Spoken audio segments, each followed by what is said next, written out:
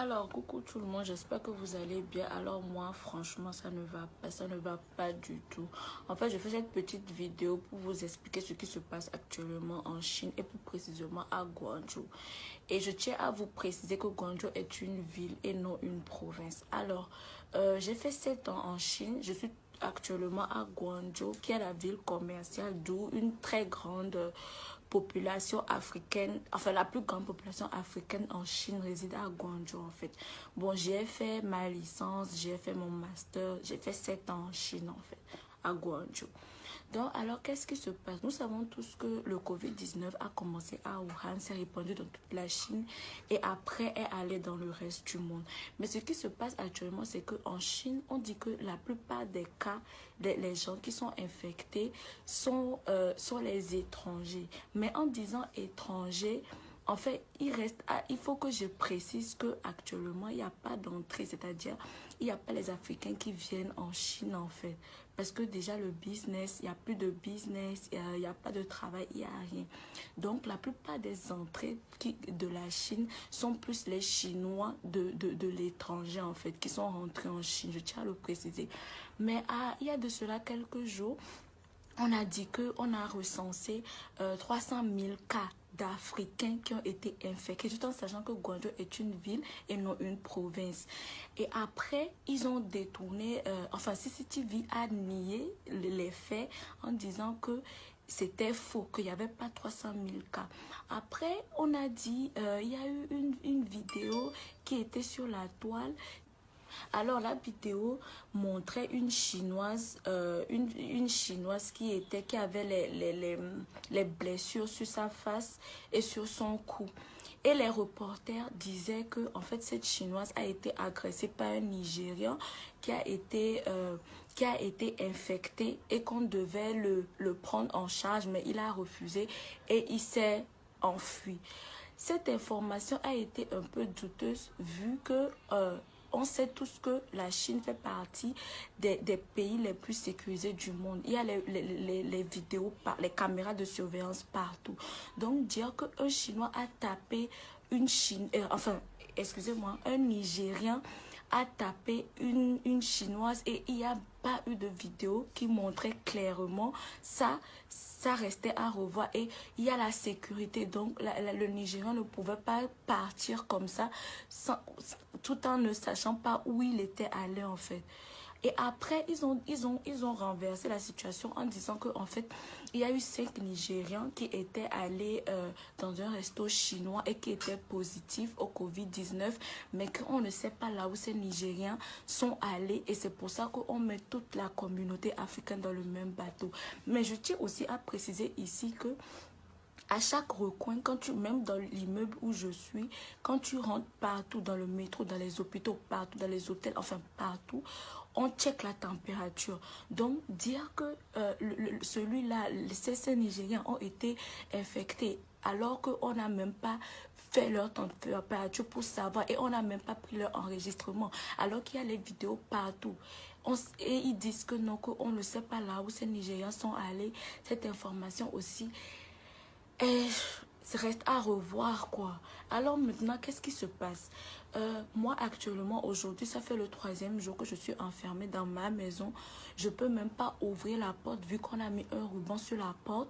Ce qui veut dire que si j'ouvre la porte, on saura que je suis sortie de ma maison en fait. Tout en sachant que je suis dans mon appartement. Mais moi actuellement, alhamdoulilah, ça va.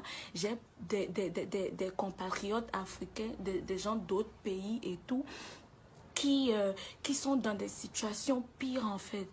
Eux, on les a pris par force de leur maison, alors qu'ils sont dans leur appartement, on les a pris de force dans leur maison pour aller dans un hôtel où ils sont obligés de passer. Alors, je tiens à préciser que c'est pour 14 jours. La quarantaine se fait pendant 14 jours, alors qu'on a été testé négatif au Covid-19. Malgré ça, on nous enferme dans nos maisons. Alors, nos compatriotes africains, eux, ils vont passer ces 14 jours dans l'hôtel et ils doivent payer la nourriture et les frais d'hôtel par eux-mêmes. Alors que ça fait déjà quoi? 3 mois qu'il n'y a pas d'entrée, il n'y a pas de travail, il n'y a pas d'entrée. Tout est fermé en Chine. Enfin, il n'y a rien à faire, quoi. Tout est fermé en Chine alors qu'on paie nos appartements. Et ils se disent que ces personnes vont trouver l'argent où en fait. Ils vont trouver l'argent où. Il y en a, les bailleurs profitent de cette situation pour chasser les gens de leur maison sans raison valable, juste parce qu'on leur a dit que en fait les Africains ne sont plus bienvenus dans leur pays. Donc du coup, même moi précisément, je ne peux même pas aller en bas pour aller payer, pour faire les emplettes en fait. Comment je fais? C'est que il faut scanner un code ou les appeler, leur dire ce que tu veux, les payer et ils amènent ça, ils mettent ça devant ta porte. Et tu attends, tu prends, après ils referment la porte et ils remettent le ruban sur le portail en fait. C'est juste inhumain, c'est juste inhumain. Vous pouvez pas comprendre ce qui se passe actuellement en Chine, c'est trop.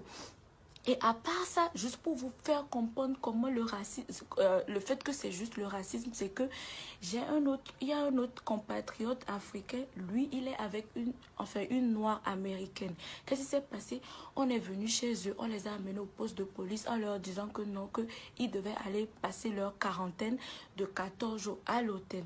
Ils ont pris leur passeport et en prenant leur passeport, ils se sont rendus compte que l'autre noire américaine, la noire était américaine.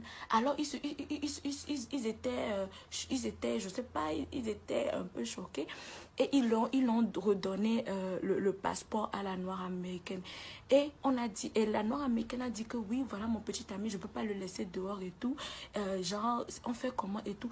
Et le policier lui dit carrément qu'il n'y a pas de problème, qu'il peut juste faire 3 jours. Enfin, cet Africain peut juste faire 3 jours de quarantaine et c'est bon. Après, il peut circuler librement. Ce que je veux vous faire comprendre, c'est que qu'est-ce qui se passe?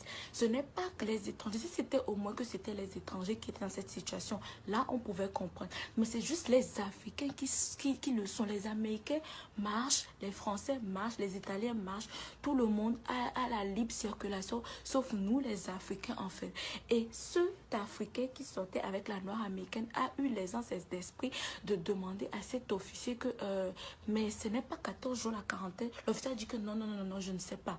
Je ne sais pas.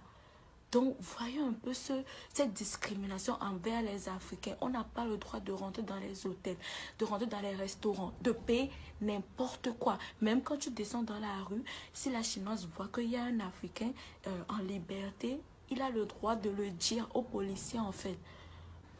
Alors, comme je l'ai toujours dit, en fait, le problème, ce n'est pas la faute aux Blancs, ce n'est pas la faute aux Chinois ou à n'importe quelle race. En fait, c'est nous les Africains. Parce que durant cette situation, les Chinois les Chinois font ça aux Africains. Pourquoi? Parce qu'ils savent que même s'ils le font, il n'y aura pas gain de cause. Ils ne peuvent pas faire ça aux Américains, ils ne peuvent pas faire ça aux Français, aux Européens, non. Ils le font juste aux Africains parce qu'ils savent que les Africains, il n'y aura pas gain de cause en fait. Vous voyez un peu, j'avais posté des vidéos où on voyait les Nigérians qui étaient dehors parce qu'ils avaient fait leur quarantaine de 14 jours à l'hôtel et après on les a fait sortir comme ça et on leur disait que non, qu'ils ne pouvaient pas aller dans un hôtel en fait. Mais il n'y a que le consul du Nigeria qui s'est levé à parler à ces autorités chinoises. Et ce qui est un peu choquant aussi, c'est que ces autorités chinoises n'avaient rien à dire. Ils n'avaient pas de preuves. Ils ne disaient pas pourquoi ces Nigériens étaient dans cette situation. Vous voyez, c'est seulement le consul du Nigeria qui fait ça. Alors, le consul du Togo est où en Chine? Le consul enfin l'ambassade du Congo, l'ambassade du Cameroun, enfin tous ces pays, même les pays anglophones, ils sont où? Ils sont où? C'est pour ça que je dis que en fait le problème ce n'est même pas les Chinois, c'est nous les Africains. C'est nous les Africains en fait. Et aussi, je vois dans les commentaires certaines personnes, parce que je tiens à préciser que cette situation est à Guangzhou, pas dans les autres villes, c'est seulement à Guangzhou en fait. Et vous voyez des commentaires de nous les Africains disant que non, que c'est parce que les Africains qui sont à Guangzhou sont un peu décalés, ou c'est parce que les Nigériens aussi ont une façon de réagir, parce qu'on n'est pas chez nous, on est dans un pays, on est dans un pays étranger, mais quand même, est-ce une raison valable? Comment un Africain peut avoir ce genre de commentaires tout en sachant que les autres dorment dans la roue, qu'il y a une injustice. Même si un Nigérien a fait quelque chose, c'est pour ça qu'on doit mettre peut-être toute la communauté nigérienne